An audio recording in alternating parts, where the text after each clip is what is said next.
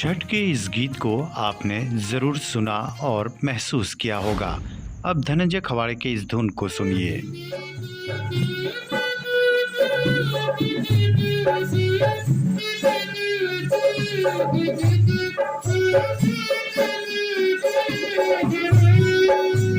कंघी का इस्तेमाल आप अपने बालों को संवारने के लिए करते होंगे, लेकिन धनंजय खवाड़े इससे सुरों को पिरोते हैं।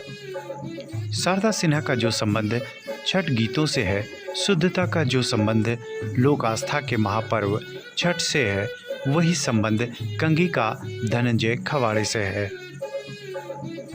धनंजय देवघर के एक ऐसे कलाकार हैं जो छठ गीतों को कंघी के माध्यम से सुरों में पिरोते हैं।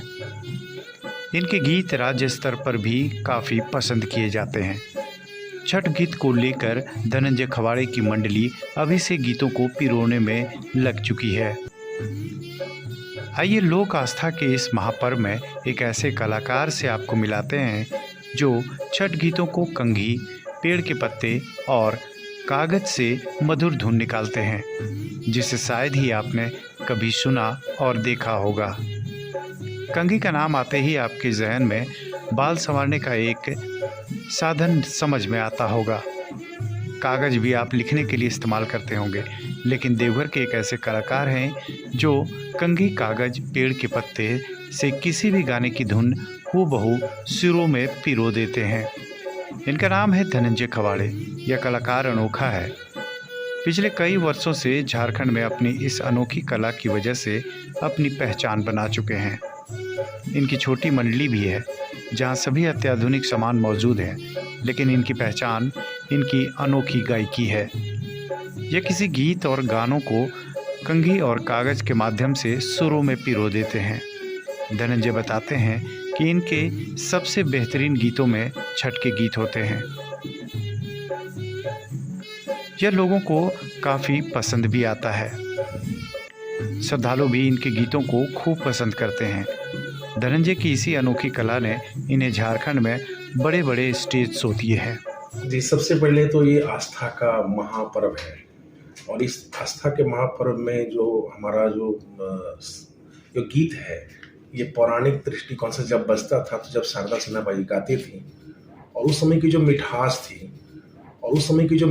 थी उसको धुन को सुनने से ही लगता था कि ये मतलब मन पवित्र हो जाता था। और आज मॉडर्न युग में बहुत तरह के वाद्य यंत्र हो गए हैं, और मैं उसी परंपरा को, उसी गीत को, उसी शालीनता के साथ में जब हम लोगों के बीच में अपने जो वाद्य यंत्र, जो ऐसा वाद्य यंत्र है कंघी, सबों के घर में है, लेकिन मैं उस कंघी से इसको लोगों के बीच में रखता हूँ, और ये मैं अनेक वर्षों से करते आ रहा हूँ।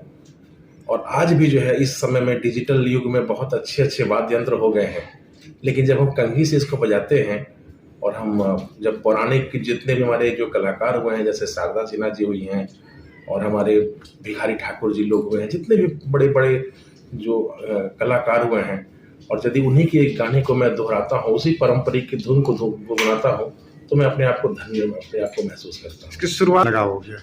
ये मैं बचपन से ही हम देखते थे कि हमारे चाचा जी, हमारे मामा जी इसको बजाते थे, और आज हम इस चीज़ को लेकर के मुझे अपने आप पर बड़ा गर्वान्वित महसूस होता है कि उस परंपरा को मैं जो 25 से बजाते थे, और आज यह इतना प्रसिद्ध हो गया है कि हम अभी संगीत नाट्य अकादमी में भी इसकी प्रस्तुति दे के आ चुके हैं।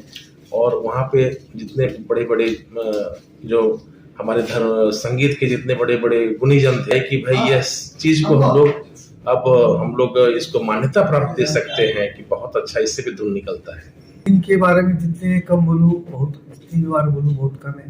ये हमारे बड़े भैया हैं, और कंघी से जो ये धुन निकालते हैं, जिस भजन को शारदा सिन्हा जी ने गाई, उसी धुन को ये कंघी से बड़ी अच्छे तरीके से, बड़ी सुंदर भाव से उस कंघी से उस भजन को निकालते हैं। जैसे कीबोर्ड के अंदर जो बैकग्राउंड दिया जाता है, वो भी हमारे धनंजय भैया कंघी के माध्यम से उसको निकालते हैं।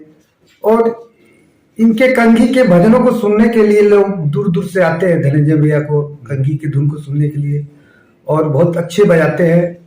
और जहाँ तक छठ पर्व का त्यौहार है, इस त्यौहार को बड़ी शुद्धता से, बड़ी श्रद्धा से मनाया जाता है। यही एक पर्व है छठ पर्व, जिसे बड़े बड़े लोग, चाहे राजा महाराजा हो, उसको भी बड़ी शुद्धता से छठ पर्व को मनाया जाता है।